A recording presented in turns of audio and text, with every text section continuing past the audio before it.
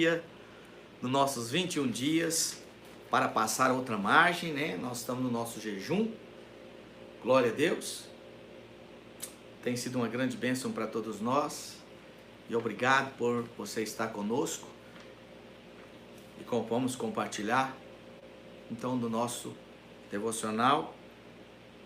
O penúltimo capítulo, capítulo número 20. Aleluia! Com o tema As Margens da Outra Margem. Vamos ler um texto das Escrituras. 2 Coríntios, capítulo 5, versículo 15 a 18, diz assim: Ele morreu por todos, para aqueles que vivam, não vivam mais para si mesmos, mas para aquele que por eles morreu e ressuscitou.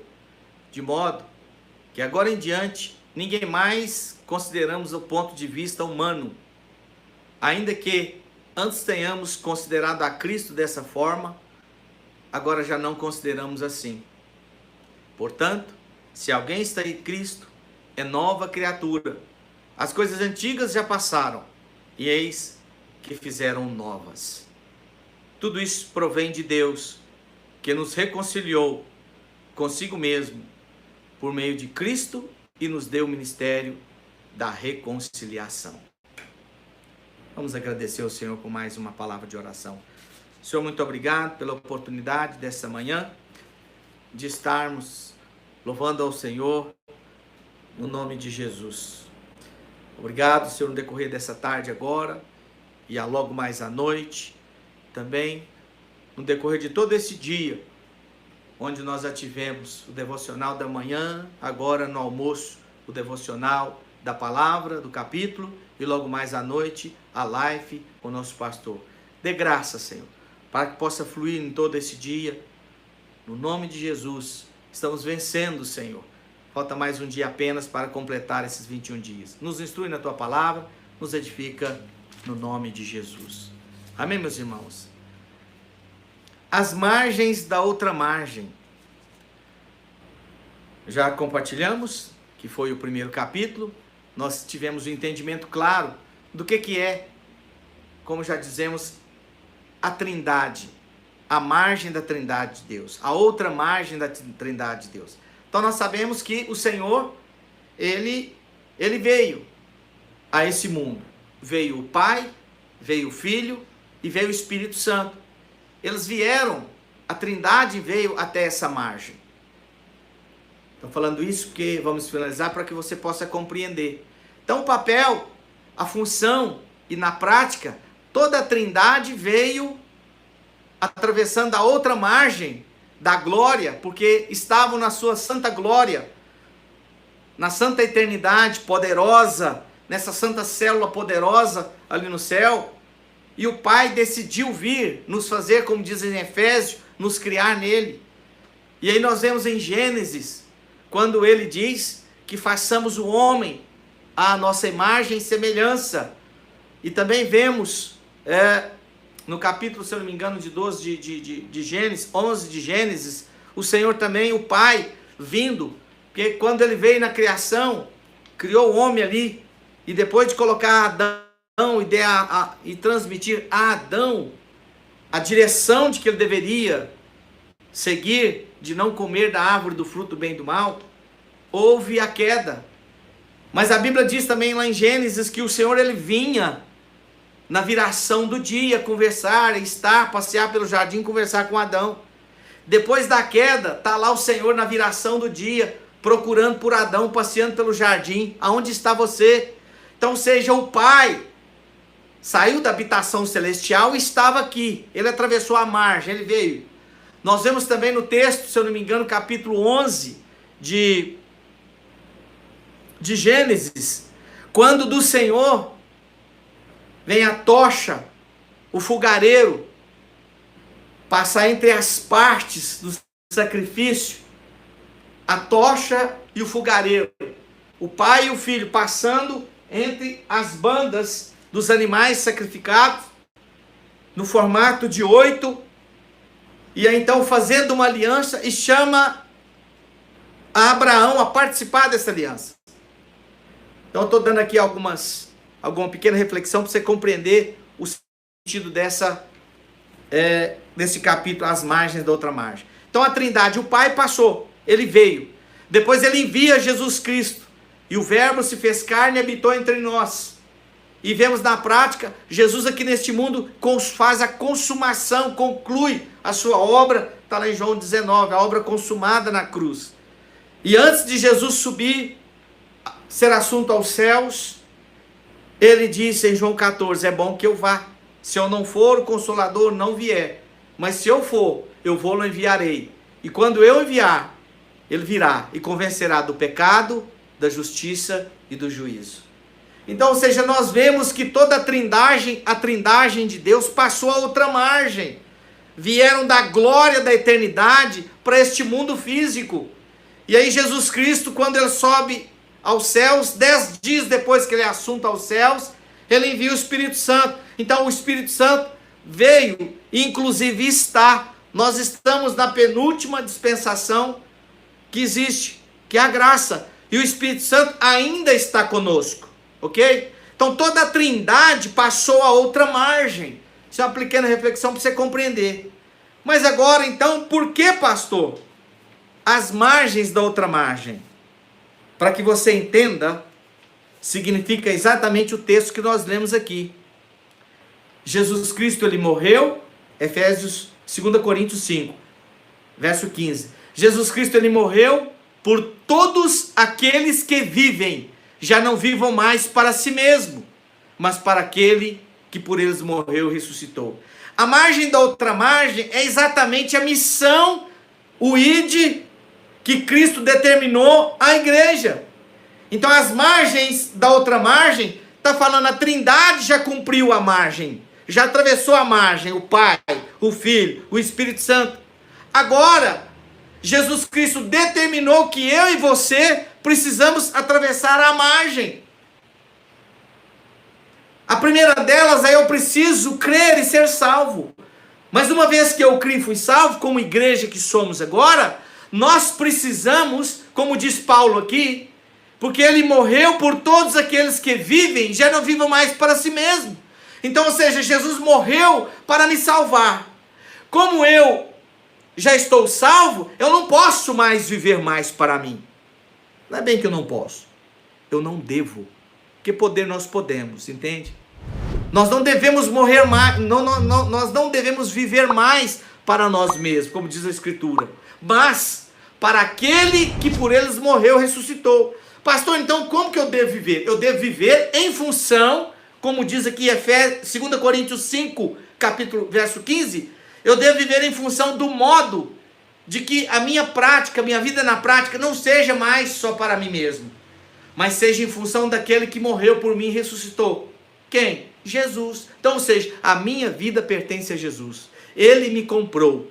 Estar à margem da outra margem é eu ter esse entendimento que agora, salvo em Cristo, eu preciso, como Jesus mesmo disse, aquele que quiser perder a sua vida, salvar a sua vida, perdê-la-á.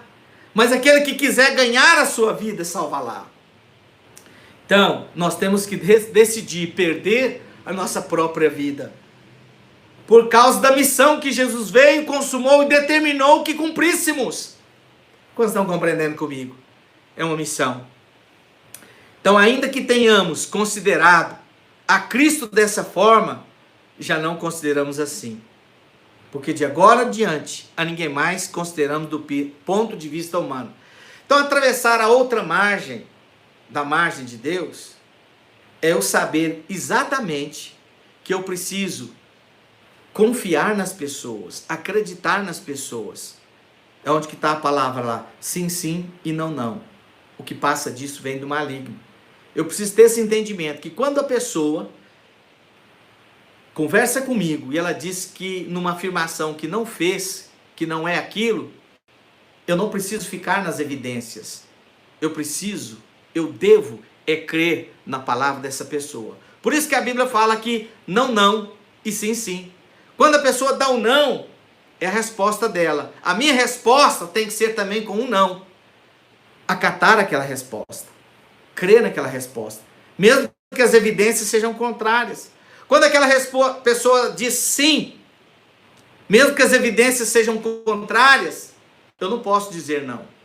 Eu preciso dizer sim também. Quantos estão compreendendo? Palavra poderosa que o nosso pastor tem ministrado esses dias. Então, nesse entendimento, não devemos agora em diante considerar a ninguém mais como do ponto de vista humano. Então, seja, nós somos espirituais. As nossas atitudes precisam ser também espirituais. As nossas escolhas precisam ser espirituais. Nós precisamos estar maduros como homens espirituais, dizendo sim, sim e não, não. Porque o que passa disso vem no maligno. Vamos lá. As margens da outra margem, então. Fala literalmente do nosso papel, função e prática. Como diz aqui. Portanto, se alguém está em Cristo, é nova criatura. As coisas antigas já passaram e eis que surgiram novas. Isso está exatamente, se eu sou em Cristo, eu sou nova criatura. Eu não sou mais aquele homem daquela forma.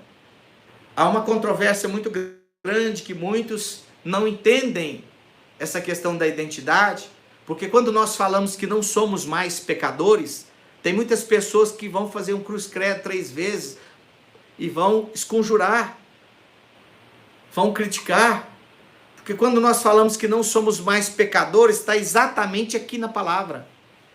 Porque quando eu era antes de Cristo, de ser salvo, de conhecê-lo, de recebê-lo, presta atenção nisso. A minha natureza era pecadora.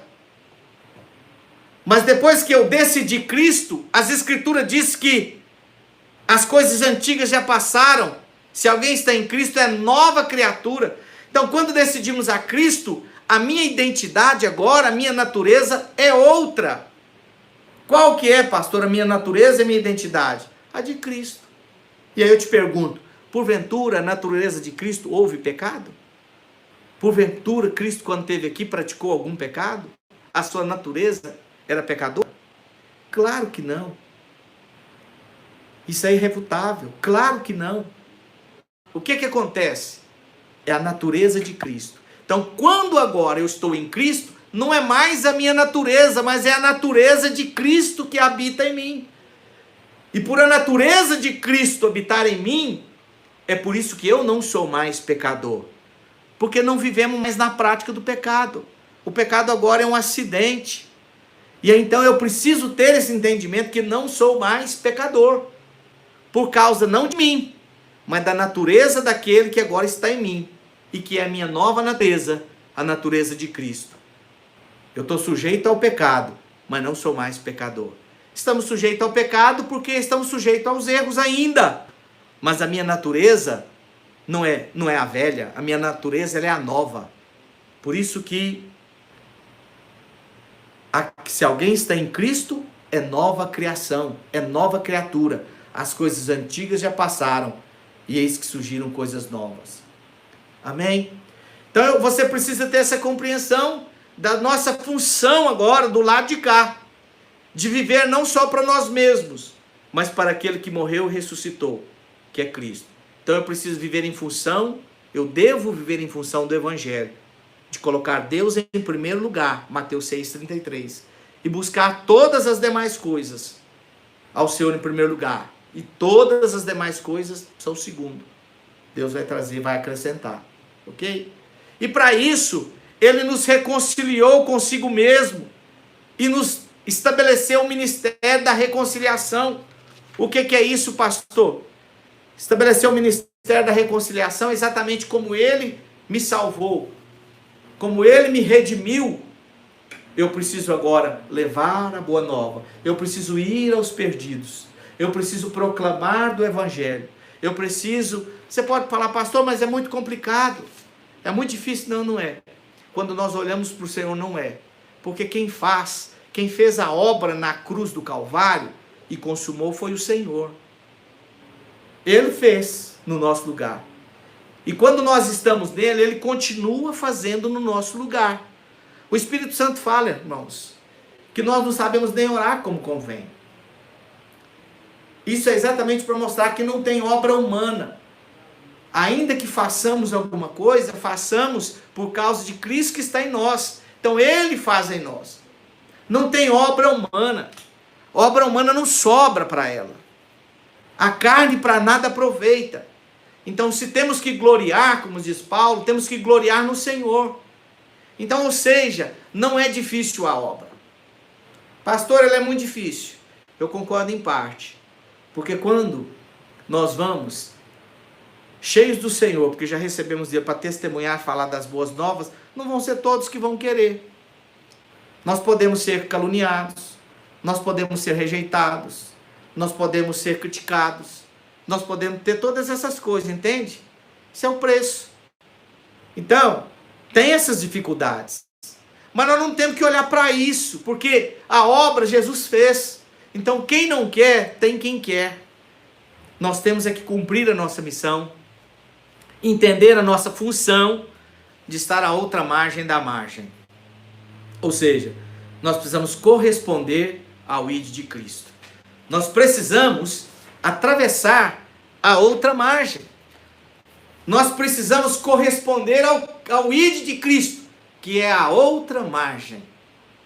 Eu deixar de viver para mim mesmo, eu deixar tantas outras coisas e preciso priorizar o Senhor, que é o meu Senhor que me salvou. Eu convido você, juntamente com a sua casa, a ter esse entendimento, entregar a sua vida ao Senhor, atravessar esta margem, estar de pé diante do Senhor, crendo nele, porque ele faz todas as coisas. Mateus 8 diz assim, verso 19.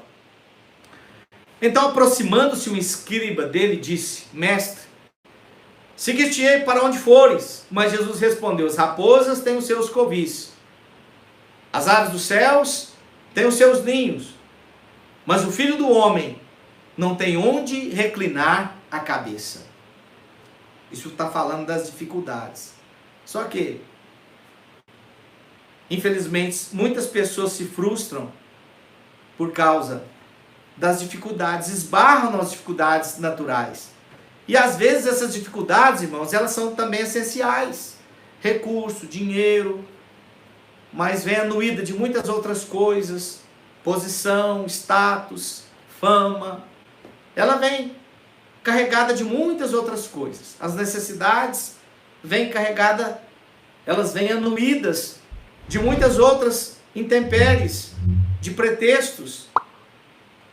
E às vezes até do querer agradar a todos, como é politicamente correto. Então tem as dificuldades, sim. Mas nós devemos refletir na palavra do Senhor e avançar. E abandonar, refutar esses comportamentos, essas ideias, esses pensamentos que vão gerar comportamentos errados. 1 Pedro, capítulo 5, versículos 6 a 7, diz assim: sendo assim, humilhai-vos sobre a mão poderosa de Deus, para que Ele vos exalte no tempo certo, pois Ele tem cuidado de vós. Então, é uma dependência do Senhor, este é o segredo. E para finalizarmos o último tópico aqui, da outra margem, o capítulo 53 de Isaías, muitas pessoas falam: pastor, por que Jesus levou as enfermidades sobre si e ainda tem doenças no mundo? Ainda tem pessoas com doenças. E eu quero dizer para você, o fato de Jesus ter levado ali na cruz do Calvário e ser moído e ter as chagas no meu e no seu lugar, significa que ele assumiu a minha forma e a sua. Não exime não ter mais doença e morte, porque no curso desse mundo tem doença e morte. Jesus venceu lá as enfermidades, pagou pelos pecados que são os meus e os seus e da humanidade inteira. Jesus também venceu a morte, mas ainda continua tendo pecado e morte nesse mundo. Pastor, como que é isso? Como que é isso? É simples você entender. Jesus ele veio passar no meu lugar para nos dar a vida eterna. e nos livrar da morte, não a morte física, porque ela é uma consequência do pecado, como também as enfermidades. Mas quem nele crê, Jesus veio nos dar a vida eterna, nos livrou da condenação do espírito nosso estar no final, na eternidade, no lago de fogo e enxofre. Como estão compreendendo? Então Jesus, ele veio vencer a enfermidade e a morte, porque tanto a enfermidade como a morte são consequências do pecado. Mas Jesus nos deu vida e vida em abundância, e nos deu eternidade, nos deu a salvação, ok? Fica para você esse entendimento que exatamente a enfermidade e a morte é consequência do pecado. Mas Jesus venceu tanto a enfermidade, como Jesus também venceu a morte e venceu o diabo. Ressuscitou o terceiro dia. E aí ele disse, está consumado. Então nós podemos ter essa alegria no dia de hoje, com esta palavra, com esta reflexão da nossa devocional, no nosso 20º dia. Que Deus abençoe você poderosamente no decorrer desse dia e até amanhã com a nossa última devocional, se assim o Senhor permitir. Até lá.